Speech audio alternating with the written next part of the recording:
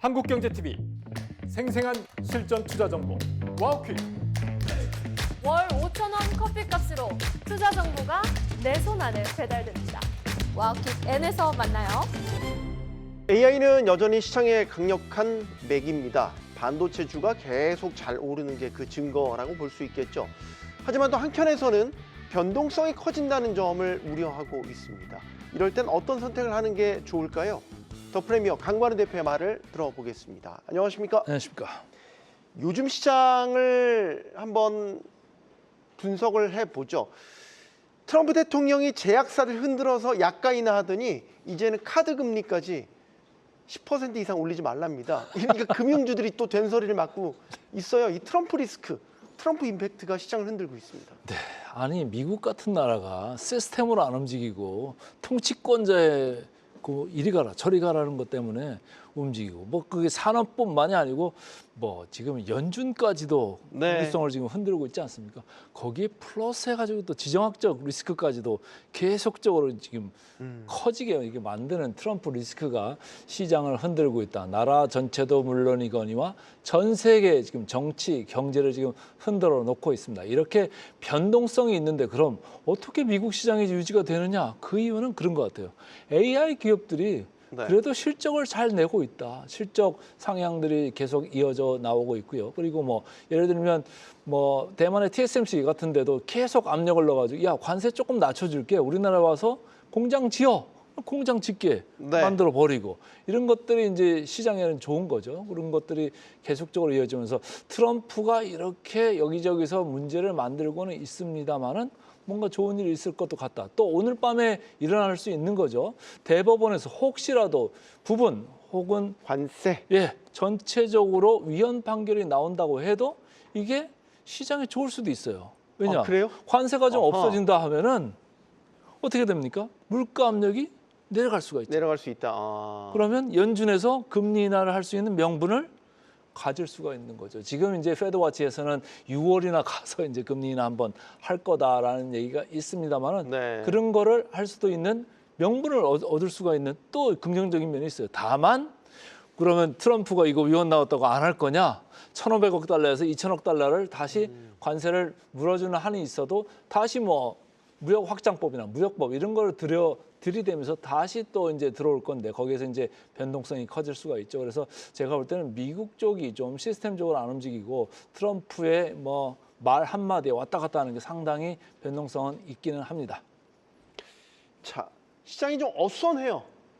어수선하고 뭐 이란 사태도 계속 발발하고 있고 어수선하지만 반도체주는 어떻게 보면 아랑곳하지하고 계속 갑니다. 일단은 왜 그런 거죠? 그러니까 시장은 주춤하면서 관망세 이거 좀 출렁이는데 반도체주는 계속 간다. 이게 시사하는 바가 뭐라고 봐요? 그 재밌는 게 제가 이제 차트를 두 개를 가져왔어요. 네. 한쪽에는 이제 반도체 지수, 필라델피아 반도체 지수죠. 오르고 계속 오릅니다. 신고치 거기 수준에서 계속 이제 돌파를 지금 시도를 하고 있죠. 근데 한쪽에서는 빅스입니다. 빅스는 뭐죠? 변동성 지표입니다. 근데 변동성 지표가 최근에 바닥에서 슬금슬금 오르더니 어제는 5% 넘게 이렇게 오르면서 16 근처까지 이렇게 도달을 하고 있습니다. 무슨 얘기입니까? 반도체 지수는 올라가는 거는 지금 이익이나 이런 쪽이 많이 좋아지고 있다. 지금 반도체 분위기가 여전히 괜찮다. 그리고 AI 이제 원년은 작년이었고 이제 2년 차로 들어가면서 기업들이 돈을 벌어내는 거에 기대를 이제 걸고 있는 거죠. 반면에 빅스에서는 왜 이렇게 슬금슬금 올라가느냐? 빅스라는 게 뭡니까? 앞으로 다가올 거에 대한 보험료 성격의 빅스거든요. 그러니까 지금 변동성이 조금 있을 것 같은데 라면서 보험료가 지금 높아지고 있다. 다만 이게 시장이 왕창 움직일 거냐? 아직까지 그런 이제 징후는 아니다. 다만 그 펀드 매니저들이 내는 그 보험료가 좀 올라가고 있다. 그래서 지수는 좀 올라가려고 하는 건데 네. 사실 투자자들의 손은 지금 매도 버튼 쪽으로 슬금슬금 가고 있다. 이렇게 보시면 좋을 것 같습니다. 자, 종목별 비교를 한번 해볼까요? 구글 알파벳이 네 번째로 시총 4조 달러 돌파하는 신기원을 이뤄냈습니다. 브로드컴 조금 조정받는다 싶더니 또 요즘에 다시 또 주가가 회복을 하는 모습이고요. 네. 괜찮네요, 둘 다. 그러니까 이제 이 세상이 조금씩 변화하는 것 같죠. 지난번에 TPU를 선보인 이후로 네. 완전히 지금 이해가 갈리고 있습니다. 그리고 특히 구글, 뭐 알파벳 제가 이제 몇 달 전부터 계속 강조드리는 주식 종목이지요. 근데 이제 급기야는 시가총액 순위가 지금 바뀌고 있지 않습니까?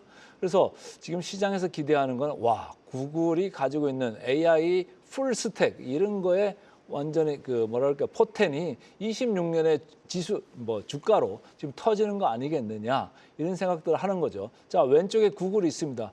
오르고 또 오릅니다. 그렇죠?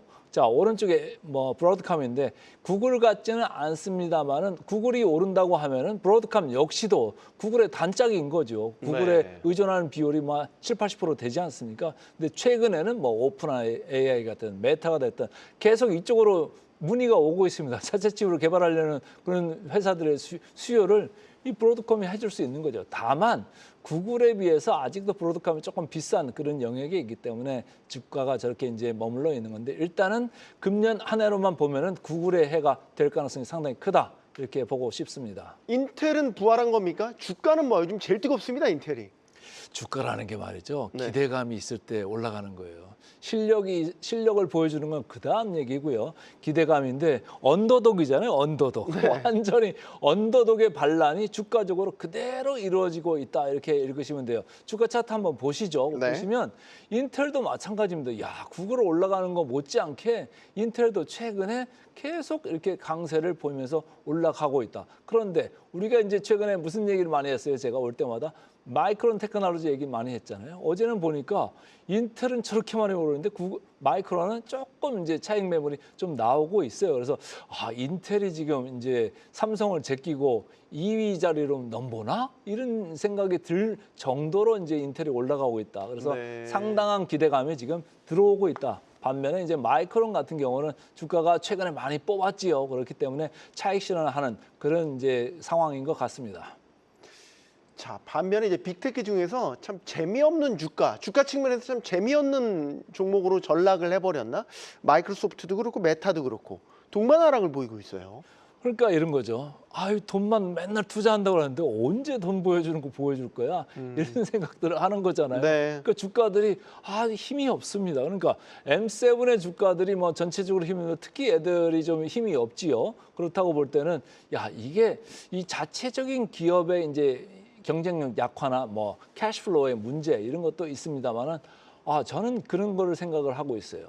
스페이스X가 상장을 한다고 했을 때는 그러면 자금을 좀 마련해야 되지 않겠습니까? 그러면 펀드 매니저 입장에서 종목들을 좀 쳐 나갈 때 말이죠. 뭐부터 치겠습니까? 제일 주가가 시원찮을 것 같은 거. 지금 그 바이빌리티가 좀 약한 거 상대적으로 그런 거 위주로 좀 치지 않겠습니까? 좀 차트를 보세요.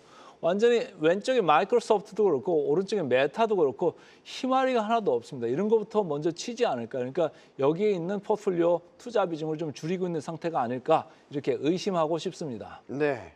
자, 엔비디아와 AMD를 한번 비교해 보죠. 엔비디아는 H200에 대한 중국 수출 허가가 났는데 중국이 수입 안 할 거야 좀 막고 있는 모양새고 AMD, 엔비디아 둘 다 CES에서 최고 경영자들이 가서 뭐 시장 비전도 제시를 했습니다. 근데 엔비디아는 별로 그렇게 제 세상에 시끌벅적하게 프레젠테이션 한 거 치고는 뭐 주가는 그렇게 재미가 그런데 이제 엔비디아는 문제가 있죠.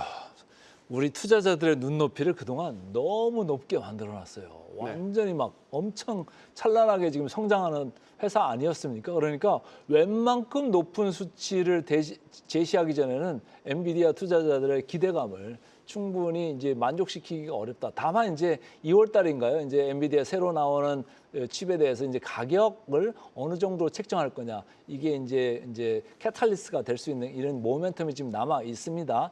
다만 이제 최근에 국내에서도 한국경제신문에서 보도된 바가 있습니다만은 삼성전자가 예를 들어서 HBM4에 있어서 지금 가격을 70% 아니면 뭐 D램에 있어서 가격을 70% 이렇게 인상 통보를 했다. 네. 보통 우리가 인상 통보를 하면 가격 협상이 있기 마련이지 않습니까? 그런데 지금 현상을 보니까 지금 부르는 대로 가져가야 될 이런 판이거든요. 그렇다고 보면은 엔비디아의 마진에도 좀 압력이 들어오는 거 아니냐 이런 우려가 주가에도 좀 묻어 나오는 것 같습니다. 그래서 그 다음에 나올 수 있는 2월에 이제 가격 인상이 얼마나 폭발력을 가지냐에 따라 가지고 엔비디아 주가가 이제 탄력이 있을 수도 있겠다 이런 생각을 해보고 있습니다. 네.